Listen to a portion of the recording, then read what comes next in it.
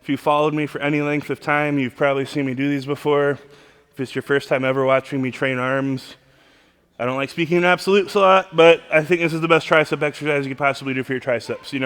Like I said, at our first exercise, it checks all the boxes from a joint alignment standpoint, a bracing standpoint, and the resistance profile standpoint. And I'll talk through that with you on my first warm-up set. So let's get after it, but I gotta show y'all a little tip to do these, and that is something that I learned from Joe Bennett. And that is, you put the clips like this, because it makes a huge difference in the fact that it takes away like 2 or 3 inches worth of stuff that gets in the way when you're doing them. So when you're doing them like this, when you get to here, the cables won't be like crossing and getting all gunked up. So a little tip that makes a huge difference on this exercise. And then, because I've shared these before, and people always have to bitch about something, yes, I realize you're tying up the whole cable stack to do these 2 arms at a time. If you train at a busy public gym in the afternoon and you don't want to be a dick, do it with 1 arm. Imagine that. So I'll show you how we're going to do them with both arms, but I'll also show you how to do them with 1 arm if you're going to do those. But without further ado, let's do it. So if you're going to do them 2-armed, you're going to get in the cuffs like this, and you're going to concentrate on keeping that upper arm frozen. We want our shoulders down and back, and that upper arm frozen at the side. We want to be leaned over right here, so that when we're at the top of the motion, you can see how my arm's making that 90-degree angle with the cable. This is going to be the most resistance. It's also in the triceps longest in this exercise.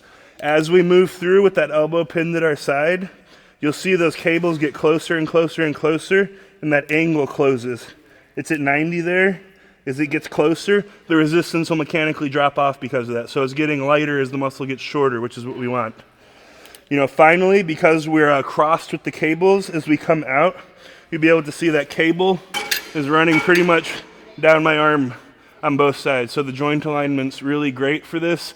A lot of the tried and true tricep exercises out there put a lot of torque on your elbows unnecessarily. The main culprits being rope press downs, because you're pressing it down and then from there to there is all elbow flexion. So I love these. They check all the boxes for me.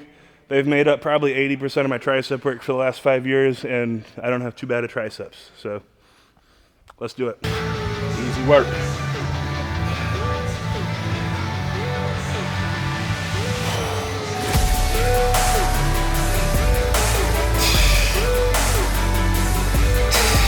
Easy work. Work. Work. Come on.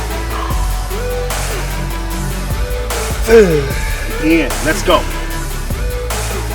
Stand out time. Let's go. Let's go. Yep. Come on. Come on, bro. Come on. Come on.